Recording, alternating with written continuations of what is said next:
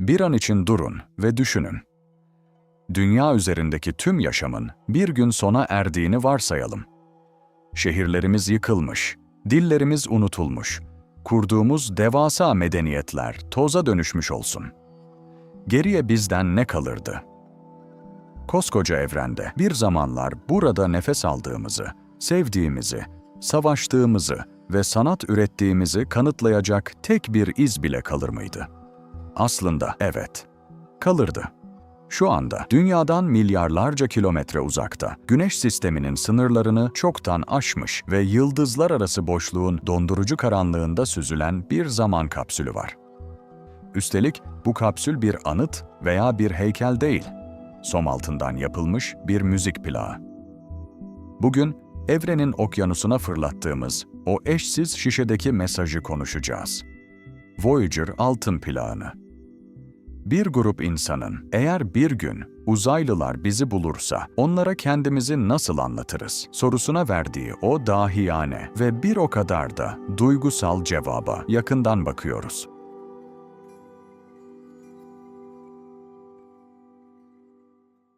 Tarihler 1977'yi gösterdiğinde NASA çok nadir gerçekleşen bir gezegen dizilimini fırsat bilerek uzaya 2 keşif aracı fırlatmaya hazırlanıyordu. Voyager 1 ve Voyager 2. Asıl görevleri Jüpiter ve Satürn'ün sırlarını çözmekti. Ancak görev tamamlandıktan sonra bu araçlar geri dönmeyecek, Güneş sistemini terk ederek sonsuz bir yolculuğa çıkacaklardı. Ünlü gökbilimci Carl Sagan ve ekibi bu tek yönlü bileti tarihte eşi benzeri görülmemiş bir fırsat olarak gördü. Eğer bu araçlar milyonlarca yıl boyunca uzayda bozulmadan kalacaksa, neden üzerlerine bizi anlatan bir mesaj yerleştirmeyelim? Zaman dardı. Sagan ve ekibinin insanlığı ve dünyayı özetleyecek bir içerik hazırlamak için sadece birkaç ayı vardı. Üstelik bu, tarihin en zor küratörlük göreviydi. Savaşları, hastalıkları, yoksulluğu mu anlatmalıydık? Yoksa sadece en iyi yanlarımızı mı sunmalıydık? Ekip, evrene kin ve nefret götürmek yerine dünyanın umut dolu bir portresini çizmeyi seçti. Altın kaplama bakır bir plak tasarlandı ve içine insanlığın evrensel mirası işlendi. Peki, hiç tanımadığınız, belki gözleri veya kulakları bile olmayan, dilinizi bilmeyen kozmik bir varlığa dünyayı nasıl anlatırsınız? Altın plak tam olarak şu bilgileri içeriyor. Dünyanın sesleri. Bir annenin bebeğine söylediği ninni, rüzgarın uğultusu, bir şempanzenin çığlığı, bir trenin düdüğü, volkanların patlama sesi ve hatta bir öpücük sesi. Selamlamalar, Sümerce'den Türkçe'ye kadar tam 55 farklı dilde kaydedilmiş kısa selam mesajları. Türkçe mesaj ise oldukça naifti. Sayın Türkçe bilen arkadaşlarımız, sabah şeriflerinize hayırlı olsun. Görseller. Seslerin yanı sıra analog sinyallere dönüştürülmüş 115 adet fotoğraf eklendi. DNA sarmalının yapısı, bir yaprak, anne karnındaki bir fetüs, yemek yiyen insanlar ve Güneş sisteminin şeması. Ancak plağın en büyüleyici kısmı barındırdığı sesti. Müzik. Carl Sagan, müziğin evrensel bir matematik olduğuna inanıyordu. Plakta Beethoven'ın 5. senfonisi.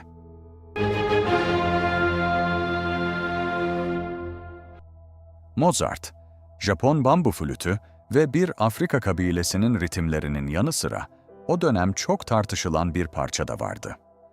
Chuck Berry'den Johnny B. Good.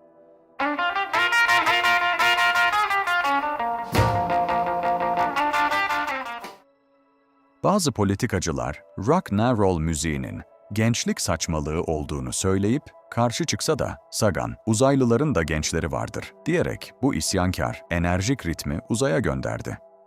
Ayrıca plakta kör ve yoksul bir müzisyen olan Blind Willie Johnson'ın Dark Was the Night adlı o derin, hüzünlü blues parçası da yer aldı. Çünkü dünyada sadece neşe yoktu. Evrenin sonsuz karanlığına bundan daha çok yakışan bir melodi olamazdı.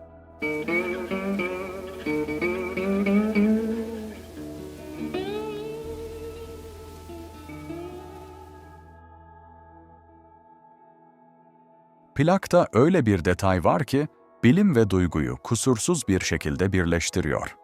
Ekip üyesi Andruyan, kayıtların yapıldığı günlerde EEG makinesine bağlanarak beyin dalgalarını ve kalp atışlarını kaydettirdi. Bu veriler sese dönüştürülerek plağa eklendi. İşin büyüsü şuradaydı. Andruyan o günlerde Carl Sagan'a sırılsıklam aşık olmuştu. Yani şu anda uzayın derinliklerinde süzülen o altın plağın içinde kelimenin tam anlamıyla aşık olan bir insanın beyin dalgaları var. Bir gün bir uzaylı medeniyet onu bulursa, belki de insan aşkının neye benzediğini bu titreşimlerden okuyacak. Peki uzaylılar bu plağı nasıl çalıştıracaklarını nereden bilecekler? Plağın kapağına, evrenin ortak dili olan fizik ve matematik kullanılarak bir kullanma kılavuzu çizildi. Kapağın üzerinde plağın hangi hızda döndürüleceği, hidrojen atomunun temel titreşim frekansı kullanılarak anlatıldı. Daha da cesur olanı ise sol alt köşedeki pulsar haritasıydı. Bu harita, Güneş sistemimizin galaksideki tam konumunu işaret ediyordu. Yani evrene sadece bir kartvizit bırakmadık, aynı zamanda ev adresimizi de verdik. Eğer buraya gelmek isterseniz, işte buradayız, dedik. Bu, kimilerine göre insanlığın en büyük hatası, kimilerine göre ise en cesur adımıydı. Voyager 1, 1990 yılında artık kamerası tamamen kapatılmadan hemen önce son bir kez arkasına, evine döndü ve o ikonik soluk mavi nokta fotoğrafını çekti. O fotoğraftaki tek bir piksele sığan mavi ışık hüzmesi, uğruna savaştığımız, sevdiğimiz, nefret ettiğimiz her şeyin, dünyanın ta kendisiydi. Bugün, Voyager bir dünyadan yaklaşık 24 milyar kilometre uzaklıkta. Her saniye, bizden saniyede 17 kilometre hızla uzaklaşmaya devam ediyor. 2012 yılında Güneş sisteminin sınırlarını, yani heliosferi aştı ve yıldızlar arası uzaya giriş yapan ilk insan yapımı nesne oldu.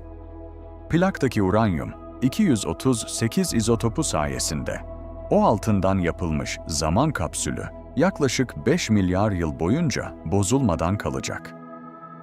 Güneşin ömrü tükenip gezegenimizi yuttuğunda bile bizim hikayemiz o altın plağın üzerindeki yivlerde yaşayacak. Voyager altın plağının gerçekten bir uzaylı medeniyet tarafından bulunma ihtimali milyarda bir bile olmayabilir. Uzay akıl almaz derecede büyük ve bizim kapsülümüz koca bir okyanusta sürüklenen mikroskobik bir toz tanesinden farksız. Ama belki de Carl Sagan'ın o altın plağı tasarlarken amacı sadece uzaylılara mesaj göndermek değildi. Belki de asıl mesaj bizeydi. O plak, sınırların, savaşların ve farklılıklarımızın ötesinde tek bir gezegeni paylaşan koca bir aile olduğumuzu hatırlatmak içindi. Evrenin dondurucu karanlığına karşı zekamızla, sanatımızla ve en önemlisi sevgimizle yaktığımız minicik bir mum ışığıydı.